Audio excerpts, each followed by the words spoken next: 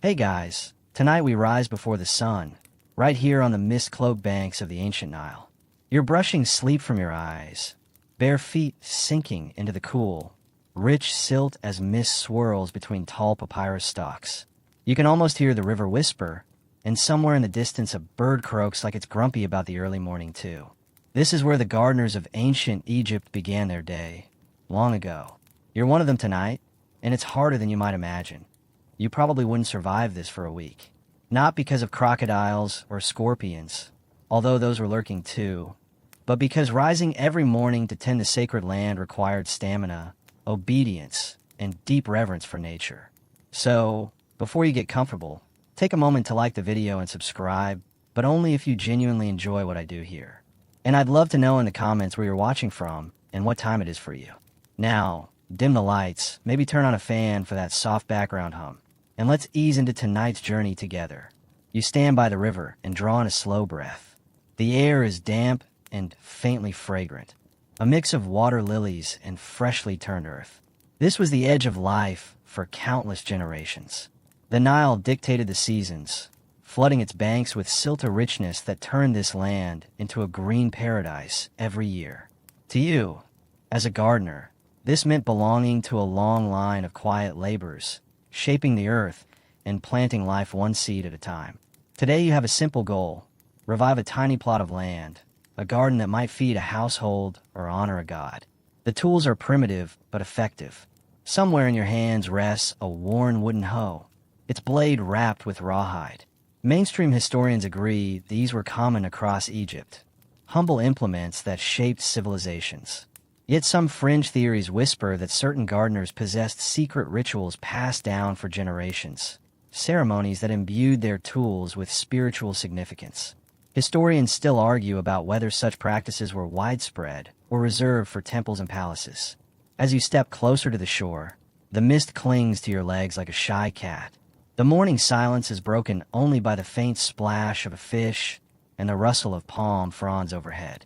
You adjust your grip on the hoe and sink its edge into the earth, carving a furrow for the seeds you carry. The soil is damp and fragrant, still infused with the floodwater's gift. You wonder how many countless hands have worked this land before you. Was one of them a priest? A farmer with a newborn child? An aging gardener whispering a prayer as he sank seeds deep into the earth? Around you, the Nile wakes slowly, mist burning off as the sun peaks over the horizon. You wipe the grit from your hands, glance at the horizon, and for a moment, it's as if all of Egypt rests upon this tiny garden. Not a kingdom of gold and stone, but a world rooted in soil and water, the quiet rituals that kept a people and their gods alive for millennia. You pick up your ancient hoe and sickle and notice their odd beauty. The wooden handles, polished smooth by countless hands, fit your grip like an old friend. You run your thumb along a nicked copper blade and imagine the hands that shaped it. This is no ordinary tool. It's a link to a time when agriculture meant survival, and every swing of a blade could feed a family. The copper itself shines faintly in the morning sun. Mainstream historians agree that by the Middle Kingdom, copper and bronze tools were common for agriculture, making planting and harvesting far more efficient. Yet, some fringe scholars whisper of hidden rituals, claiming certain sickles were buried with sacred amulets, their edges blessed under starlight to honor gods like Osiris. Historians still argue whether these practices were widespread or confined to certain priestly circles. You shrug, brushing a bead of moisture from the copper. Whatever its story, this sickle feels balanced, almost alive in your hands. You walk slowly towards the garden's edge, brushing mist from a row of freshly sprouted onions. The scent is sharp and green, a reminder that this land was cherished not just for its beauty, but for its bounty. The Nile may rise and fall, reshaping its banks, but the garden endures. Seeds pressed into this soil might feed a family tonight, a tomb tomorrow, and gods forever. The hoe, with its long handle and sharp edge, rests across your shoulder.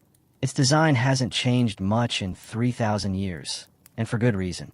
You can imagine countless generations relying on this simple tool to carve life from the earth. The grip of the wood is warm, and a faint crack near the base reminds you of the countless times it has struck the soil. Perhaps long ago, a boy worked this very plot, dreaming of a future as bright as the morning sun rising above the palm trees. Modern archaeologists agree that tools like these shaped ancient agriculture. Without them, Egypt would have remained a harsh desert. Yet one quirky theory suggests that certain royal gardeners adorned their sickles and hoes with tiny gold inlays, making their daily work feel like a holy offering. Historians still debate if this was symbolic or merely a sign of wealth and status. Through it all, one thing is certain: the tools connected gardener and earth. They were sacred, passed down from parent to child, generation after generation. You glance down, brushing soil from the edge of your copper sickle, and imagine the countless hands that came before. You can almost hear their whispers rising from the earth, telling stories of planting seasons long forgotten.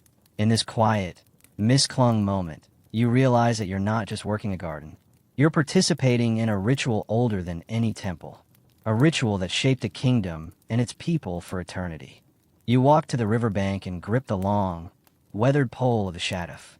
Its counterweight rests like a sleeping beast behind you, a lump of dried clay and stones that balances the slender beam. This is the ancient machine that turned every flood of the Nile into a garden miracle. You lean down, your muscles burning faintly as you draw a bucket of water from the river. The sound it makes is soft, a low slosh that blends with the morning mist and the hum of dragonflies hovering above the surface. This simple device, a beam balanced with a rope and a weight, was revolutionary. Mainstream historians agree that the shaduf was one of ancient Egypt's greatest inventions, allowing gardeners to lift water from the river to irrigate fields and temple grounds. Without it, the dry lands beyond the Nile would have remained a harsh wilderness. Yet, some fringe theorists wonder if certain shaduf poles were adorned with holy symbols, making every swing of the beam an act of prayer. Historians still debate if this was true or just a poetic imagining. Each swing of the shaduf fills a shallow channel that guides the water towards tiny garden beds. You watch as the earth drinks greedily, darkening as it absorbs the river's gift. The sound of water soaking into soil is almost musical, a reminder that this quiet ritual has been performed for thousands of years. The Nile floods every summer, coating its floodplain with fresh silt, and every autumn farmers and gardeners like you would turn that rich soil into bounty. It's almost hypnotic, this slow rhythm. Dip the bucket, lift it with a groan, guide the flow, watch it spread. The mist dissipates with the rising sun, and a faint warmth touches your shoulders. Somewhere beyond the garden, a bird calls, sharp and urgent. You smile to yourself. Even now, in the stillness of this sacred space, life hums and vibrates all around you. Modern scholars agree that water was the heartbeat of ancient Egypt, and that tools like the shaduf shaped its agriculture and society. Yet one intriguing theory suggests certain gardeners possessed rituals to honor Hapi, the god of the Nile, at every draw of the water. Perhaps a quiet whisper, a tiny prayer, or a grain of incense offered as the bucket rose. Historians still argue about how common this practice was, or if it was limited to temple estates. For now, it doesn't matter. You dip the bucket once more, listening to its soft creak and the gentle lap of water over its rim. The mist swirls around you as you guide this sacred water towards the land, knowing that with every pull of the rope, every channel you fill, you are part of a timeless dance between earth and river, man and God. In this quiet space between moments, you can almost feel eternity brushing the edge of your fingers. You kneel down and open your hand, brushing soil from a small pouch of seeds. Tiny, almost insignificant, yet full of promise. A reminder that this land lives and breathes because of countless grains pressed into its surface. The mist is lifted now, and the sun shines soft and golden, making the seeds glint in your palm. These aren't just seeds for food. They're threads in the great weave of life that binds the garden, the river, and the gods. Modern historians agree that ancient Egyptians cultivated a remarkable variety of grains: wheat, barley, flax, planting them soon after the floodwaters retreated. What many don't realize is how meticulous this process was. Seeds weren't merely thrown into the earth. They were placed with care, pressed down by hand, or with a wooden planting stick, and then covered with a dusting of rich silt. Yet some fringe theories whisper that certain seeds were blessed before planting, anointed with oil, or wrapped in cloth adorned with hieroglyphics. Historians still debate if these rituals were widespread or restricted to temple farms, meant to honor gods like Osiris. With a slow, deliberate movement, you sink a grain of wheat into a shallow furrow. The soil is warm from the rising sun, soft and yielding. You move down the line, planting seed after seed, humming under your breath. The sound blends with the rustle of palm leaves overhead, making the garden feel like a sacred space, a place where tiny miracles happen quietly, every single day. Around you, the garden hums with life. The faint buzz of bees hovering over flowers reminds you that planting is only the first step. The real magic happens when earth, water, and sun conspire to give life to these tiny grains. Mainstream historians agree this cycle shaped ancient Egypt for millennia. The surplus grain-fed peasants and kings alike supported armies, built temples, and kept this long, winding river of a kingdom strong and vital. Yet one peculiar theory suggests that certain seeds held symbolic meanings. A grain pressed deep in a tomb was thought to guide the departed into the afterlife. Seeds scattered near statues of gods acted as offerings, ensuring abundance and fertility for the living. Historians still debate whether these rituals were practiced across Egypt or limited to special occasions, festivals, and temple ceremonies. You rise, brushing earth from your knees. The furrows you've made stretch out before you like faint lines on a palm, lines that tell the story of countless generations. You imagine countless hands, hands like yours, planting seeds just like this for a future they would never witness. The garden is a reminder that life endures, quietly and faithfully, long after the mist has lifted and the sun has set. With a deep breath, you walk to the edge of the garden, listening to the hum of the land. The seeds you've pressed into the earth will rise in their own time, drawn forth by water and sun, and by the quiet belief that every grain can carry a piece of eternity within it. You rise slowly from the furrows, brushing the earth from your hands, and turn toward the still surface of a garden pool. Here, the lotuses float, serene and luminous, their petals opening like tiny sunbursts upon the water. The morning mist has dissipated, replaced by a soft warmth that embraces the garden, making the flowers glow faintly. You walk closer, brushing the velvet edge of a petal, and remember how sacred this flower was to ancient Egypt, a symbol of life, renewal, and immortality. Modern historians agree that the blue lotus held deep spiritual significance for the Egyptians. It appeared in countless tomb murals, rising from water as a symbol of the sun god Ra's daily journey. Yet, some fringe theories whisper that certain lotuses were believed to carry hidden properties, that priests would use their petals in sacred drinks or rituals meant to open the mind. Historians still debate if this practice was symbolic or if it inspired a form of ancient herbalism long lost to the sands of time. You kneel by the pond and watch dragonflies hover above the surface, brushing tiny rings upon the water. The lotuses seem almost alive, nodding slightly in the soft morning breeze. You remember that for many gardeners and priests, tending the lotuses was a sacred duty. The flowers weren't just decoration. They were offerings, holy gifts for gods and spirits. In certain temple precincts, lotuses were grown exclusively for ritual use. You wonder if some gardener, long ago, pressed a petal to their forehead, hoping for wisdom, or placed a flower upon an altar under the watchful gaze of stone gods. With delicate fingers, you pick a single flower. Its faint, sweet aroma fills the air, making the moment feel suspended, timeless. The petals shimmer faintly, a reminder that even in this dry land, beauty can rise from still water. Mainstream Egyptologists agree that lotuses inspired countless works of poetry and prayer. Yet some scholars speculate about deeper connections, about secret rituals in which petals became guides for spiritual visions. Historians still disagree about how widespread this belief was, or if it shaped the spirituality of ordinary people or only the priestly elite. As you stand, the sun glints upon the water and the lotuses nod, serene and timeless. You smile to yourself, brushing a petal with your thumb. The gods may remain unseen, their stories buried deep within temple walls. But in this quiet garden, you feel a faint whisper, a reminder that life, beauty, and the sacred can arise from the humblest places. And as you walk away, you carry that thought with you like a seed pressed deep into warm earth, knowing that some things flourish quietly across countless generations. You walk slowly along a garden path that leads closer to the great stone walls of a temple.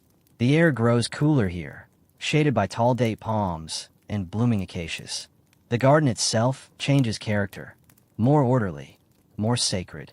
These aren't the humble vegetable beds of a farmer, but holy groves tended with precision, intended as offerings to gods long revered. You can almost sense the shift in the air, a faint charge, like a whisper brushing the back of your neck. Modern historians agree that temple gardens were integral to ancient Egyptian religious life. They weren't merely decorative spaces. They acted as microcosms of the gods' domains. Here, flowers, trees, and herbs were cultivated for rituals, offerings, and festivals. Yet some fringe theories suggest that certain sacred groves were intentionally designed as cosmic maps, arrangements of plants meant to mirror the stars and the path of the gods across the heavens. Historians still debate if these layouts were symbolic gestures or sophisticated reflections of ancient astronomy. You run a hand along the trunk of a sycamore tree, its bark warm from the sun. In ancient times, this tree was sacred to Hathor, the goddess of music, joy, and motherhood. Priests would have tended it with the utmost care, ensuring its fruit was available for festivals and holy days. The smell of resin still lingers faintly in the air. It's said that certain trees weren't just plants, but holy embodiments of gods themselves, linking earth to the divine. Around you, flowers nod in the morning light.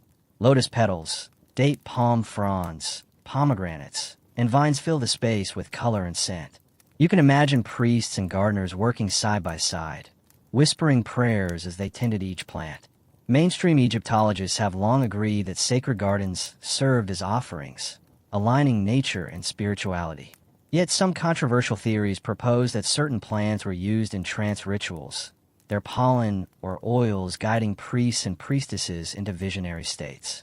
Historians still ponder how common this practice truly was. As you walk deeper into the grove, a statue of a god emerges from the mist, serene, timeless, its stone eyes gazing across the sacred space. The garden surrounding it is a quiet reminder that for ancient Egyptians, life and death, earth and eternity, were deeply entwined. The holy groves were more than gardens. They were bridges between worlds, spaces where a humble gardener felt the breath of immortality brushing past like a soft wind. You move toward the statue and pause for a moment, resting your palm upon its weathered surface. The air hums faintly, and you wonder if those long-ago gardeners felt the same quiet reverence that you do now. You settle upon a low stone bench shaded by the long, graceful fronds of a date palm. Its leaves whisper overhead, and a faint sweetness drifts down as the sun shifts, highlighting clusters of plump, amber fruit hanging just beyond your reach. In ancient Egypt, this was a moment for respite, a chance for gardeners and workers alike to rest and draw strength from the land. You can almost hear soft laughter, faint conversations drifting between the trees, as long ago companions shared fruit and stories. Modern historians agree that dates were a staple of ancient Egyptian diets, a source of quick energy, a treat offered to gods, and a symbol of abundance. They were pressed into cakes, fermented into wines, and dried for long storage. Yet some fringe theories whisper that certain date groves held special significance, that rituals were conducted under their shade to honor gods like Min or Hathor. Historians still debate if these groves were sacred spaces or simply cherished spots where families came together. As you pick a fallen date from the earth, its skin warm and slightly tacky, you imagine the hands that tended these trees long ago. The garden would have been a bustling space. Farmers, gardeners, and servants worked side by side, weaving baskets for the harvest, mending tools, and laughing in moments of shared respite. The air would have shimmered with dust and soft chatter, punctured by the sound of a bird calling from the canopy. Modern Egyptologists have found countless depictions of date palms in tombs and temples, suggesting their central role in daily life and spirituality. Yet some researchers wonder if certain festivals celebrated the palm as a symbol of immortality, planting its fronds upon tombs as a reminder of life's resilience. Historians still disagree about how deeply this practice shaped ancient belief, or if it remained a quiet, rural tradition passed down through families. As you bite into the date, its rich sweetness filling your mouth, you glance around the garden. The palm trees stand tall, serene witnesses to countless generations. The garden hums quietly with life, bees hovering near tiny flowers, ants tracing their ancient paths, a faint rustle of a lizard in the shade.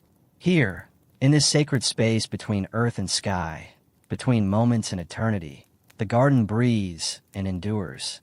You rise, brushing the dust from your hands, and walk down the path, the taste of sun and sweetness lingering on your tongue as you move toward the heart of the garden. The sun has climbed higher now, its warmth brushing across the garden like a soft hand. You adjust the folds of your linen kilt and move deeper between the planting beds, following a path lined with low walls of mud brick. The air is fragrant with earth and faint blossoms, and the hum of bees threads through the morning light. Here, amid orderly rows of lettuce, onions, and beans, a gardener's true work unfolds. The quiet rhythm of planting and watering gives way to the patient tasks of tending and pruning, coaxing life from the soil. Modern historians agree that daily garden work was central to ancient Egyptian life. The Nile may have brought abundance, but it was the diligent hands of gardeners that shaped its gift into food, medicine, and beauty. Yet some fringe theories whisper that certain garden spaces were designed with sacred geometry, precise angles, and spaces aligning with celestial patterns. Historians still debate if this was coincidence or an early form of cosmic planning. You move between the beds, brushing a palm over tall stalks of grain swaying faintly in the warm air. The garden is a world unto itself, filled with quiet details. A lizard resting upon a stone, a dragonfly hovering above a tiny channel of water. To many ancient Egyptians, such moments were sacred. The work of planting and nurturing connected the earthly realm to the gods' blessings, making every seed pressed into the earth an offering.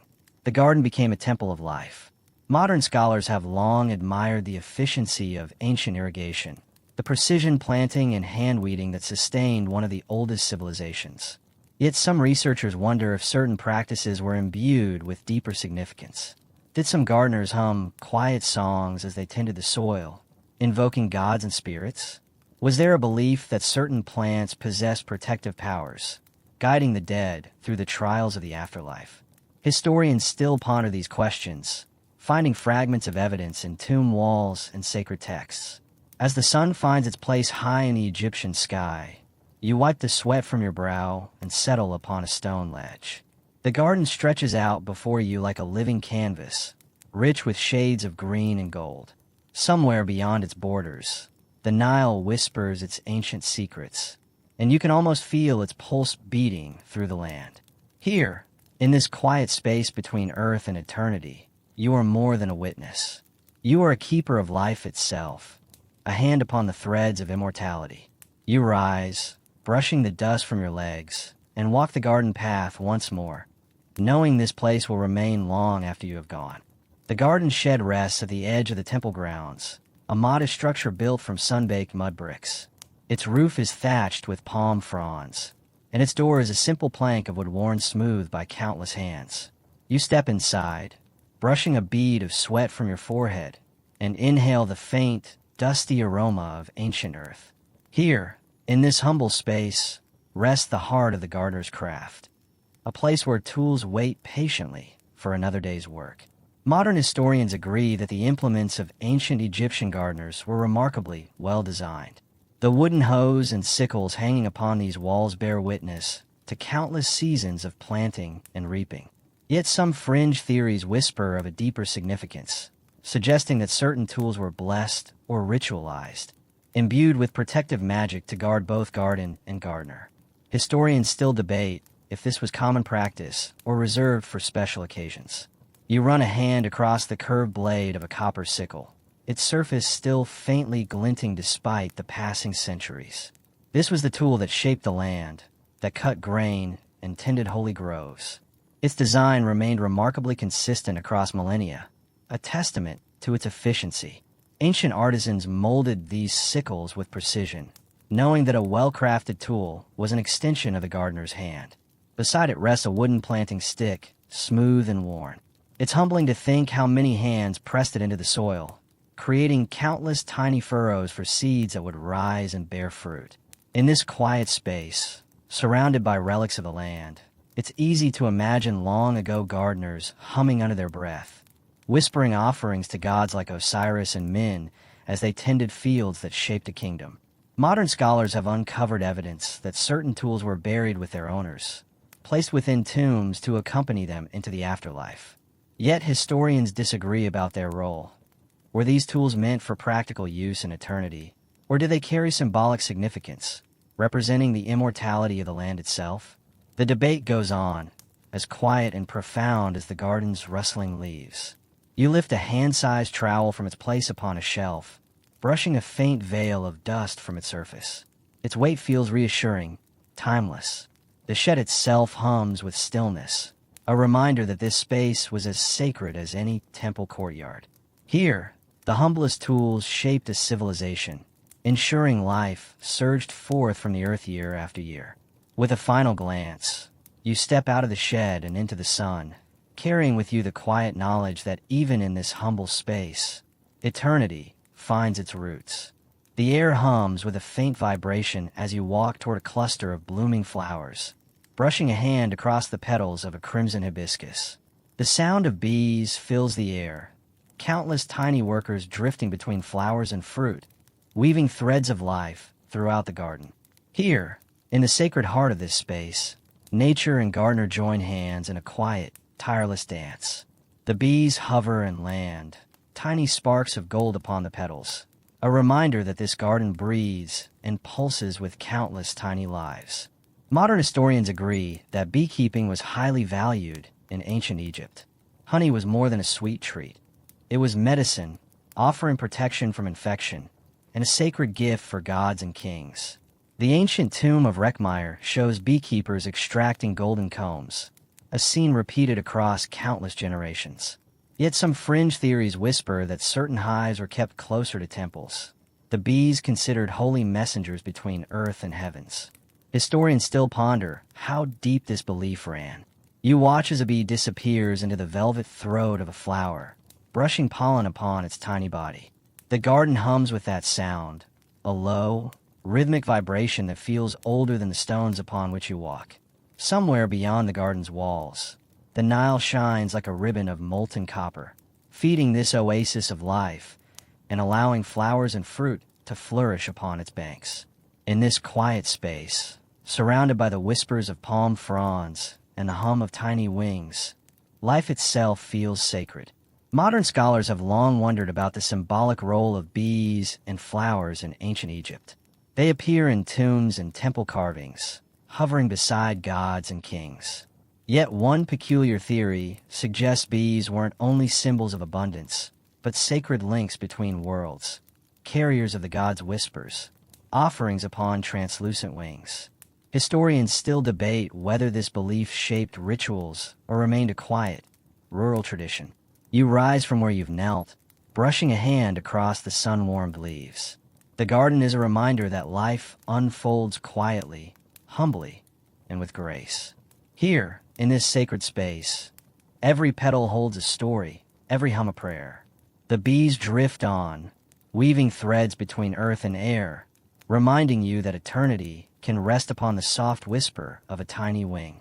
With a slow breath, you step away, allowing the bees to continue their sacred dance as you walk deeper into the garden, carrying with you the warmth and sweetness of this timeless space. You walk quietly down a narrow garden path, brushing a hand across a low stone wall adorned with faint carvings. The space grows still, and you realize you've stepped into a place that feels older, deeper, a garden meant for remembrance. Here, within the sacred grounds of a tomb or temple, plants weren't just for beauty or sustenance. They held a deeper role, rooted in belief and immortality. Modern historians agree that ancient Egyptians often depicted gardens upon tomb walls, creating a symbolic paradise for the departed. These weren't random landscapes, but carefully designed spaces meant to sustain the dead for eternity. Yet some fringe theories whisper that certain plants were believed to carry a piece of a person's ka, their vital essence, into the afterlife. Historians still debate if this was literal belief or a poetic symbol of immortality. You walk along the edge of a small pool framed with lotus flowers. The water shines like a mirror, and you imagine a tomb owner gazing upon this scene 3 millennia ago, hoping the gods would grant them a similar garden beyond death. Mainstream scholars agree that lotuses and papyrus were symbols of renewal, linked to the gods' daily rebirth as the sun rose and sank. Yet one intriguing theory suggests that certain plants, when placed within tombs, acted as spiritual guides, whispering the departed toward immortality. A small acacia tree leans beside a stone altar, its delicate leaves fluttering like tiny hands. Its wood was cherished for its durability and sacred nature, believed by some to be connected to Osiris himself. You run a hand along its bark, brushing away dust that may have settled for centuries. In this space, garden and grave meld seamlessly, reminding you that death and life were threads upon the same sacred cloth. Modern scholars have long admired the precision of these tomb gardens, spaces designed for eternity. Yet some researchers wonder if certain botanical rituals, perhaps songs or offerings made under these trees, shape the belief that life can spring forth from death. Historians still debate how widespread this practice was, and how deeply it shaped the spiritual heart of the culture. You step away from the tomb's edge, brushing earth from your fingers. The garden hums quietly, whispering its timeless reminder. Life and death are forever entwined, rooted deep within this ancient soil, growing together like the sacred lotuses upon its still waters. You step quietly from the tomb garden and into a space where paths fork like threads upon a weaving loom. Here, the garden's layout is more orderly, a reflection of status and belonging. The higher the walls, the closer you stand to sacred spaces. The richer the soil and the denser the planting, the nearer you are to the gods. The garden unfolds like a map, weaving together earth and eternity, life and order. Modern historians agree that ancient Egyptian gardens reflected society itself. They weren't only spaces of beauty, but mirrors of the hierarchical world that shaped every facet of life. The wealthy possessed enclosed spaces filled with fruit trees and pools lined with flowers, while common farmers tended simpler plots that spilled down to the Nile. Yet some fringe theories whisper that certain garden designs acted as metaphors for cosmic order, aligning walkways and planting patterns with celestial events. Historians still debate whether this was intentional or a poetic coincidence. As you walk, brushing a hand along a low stone wall, you notice the subtle differences between spaces. Near the temple, tall palms rise like columns, and sycamore trees stretch their long arms across orderly walkways. The planting beds here hum with bees, and the air is fragrant with blossoms. The garden closer to common dwellings is more utilitarian. Onions, leeks, lettuce, and grains flourish in the rich earth. Both spaces speak the same language of life and belonging, yet their differences whisper of society sharply divided, rooted in its sacred traditions. Modern scholars have long pondered these garden spaces. Was the layout meant to signify order, a reflection of Ma'at, the cosmic balance between life and death? Or were they simply expressions of status and abundance, a display of earthly immortality? The questions linger like mist upon the morning Nile. Historians still disagree about the depth of these connections, about how consciously ancient Egyptians molded their spaces to reflect spiritual ideals. As you walk from one space to another, brushing past the soft fronds of palm and the crisp leaves of lettuce, the garden itself becomes a reminder. This land, shaped by countless hands, tells a story of belonging, a belonging to the earth, the gods, and each other.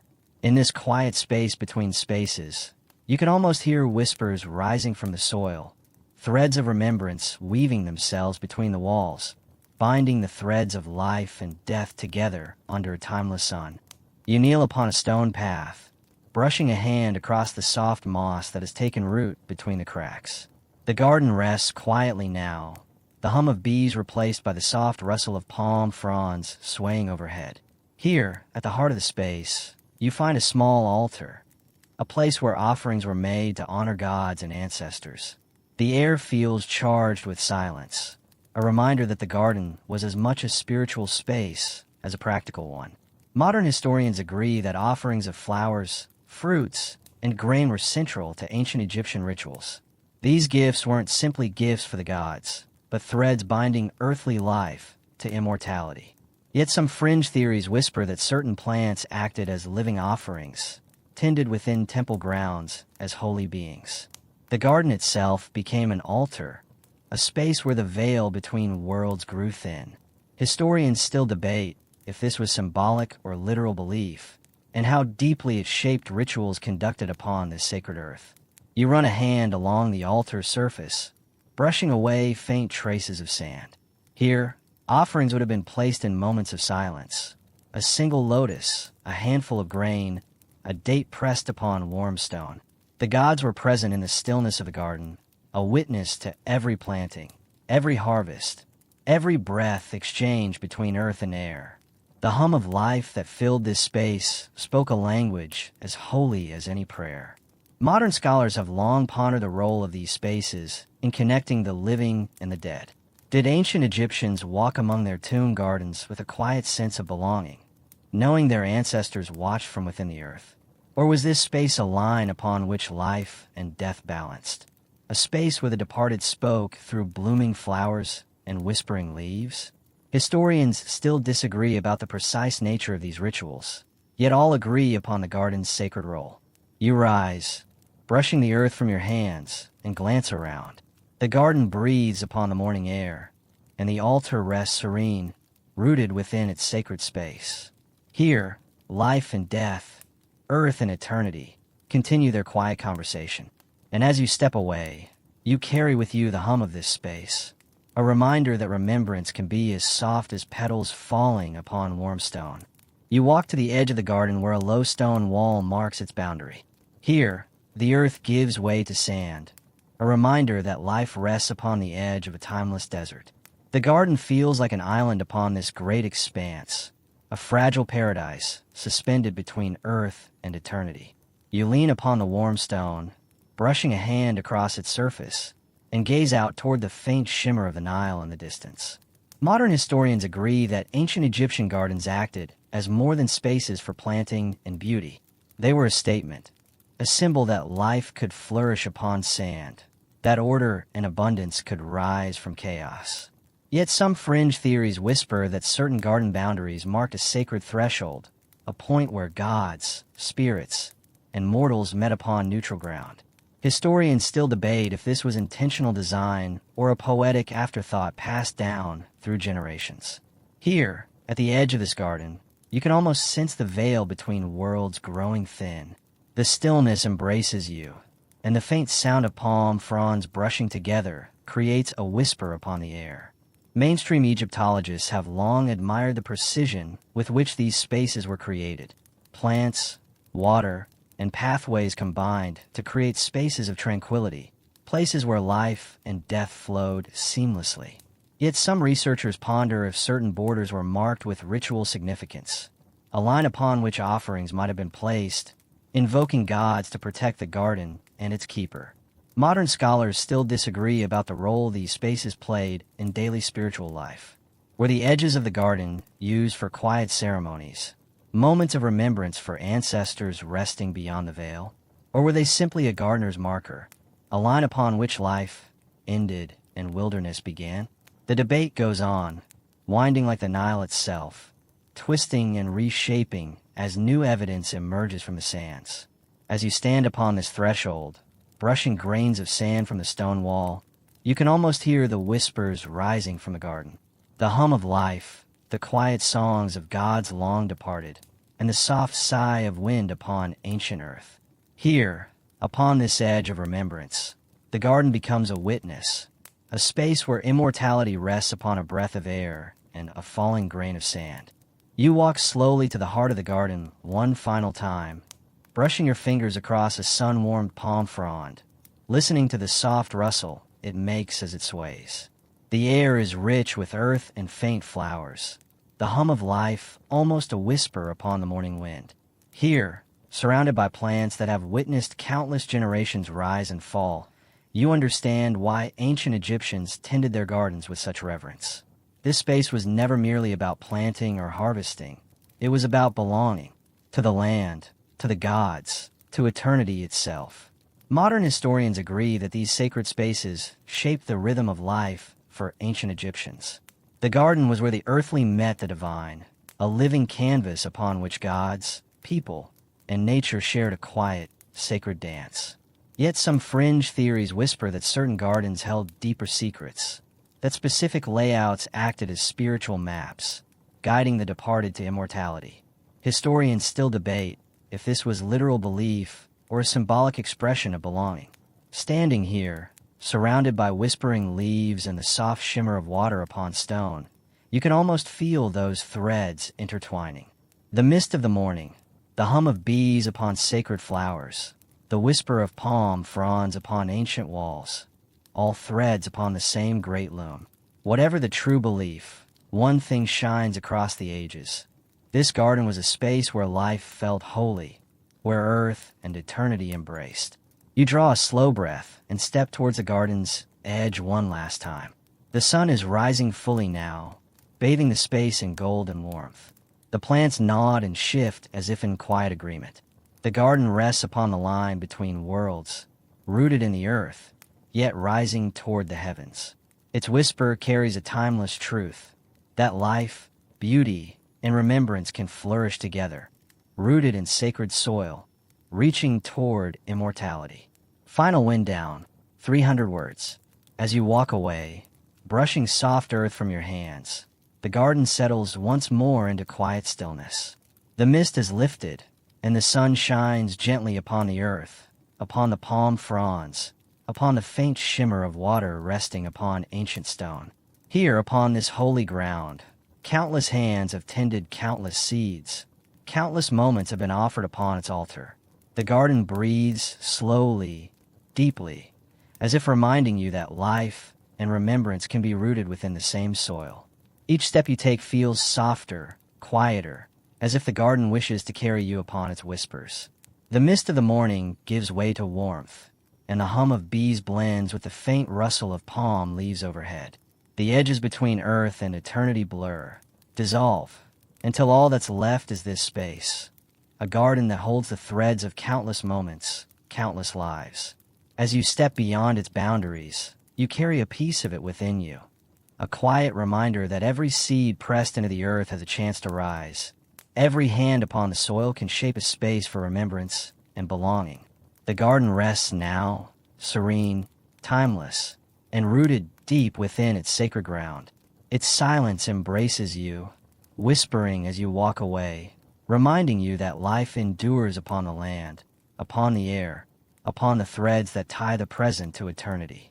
And as the mist returns upon the garden, softening its edges, you exhale, knowing this space will linger long after your footsteps have faded, carrying its quiet truth upon the wind for eternity to come.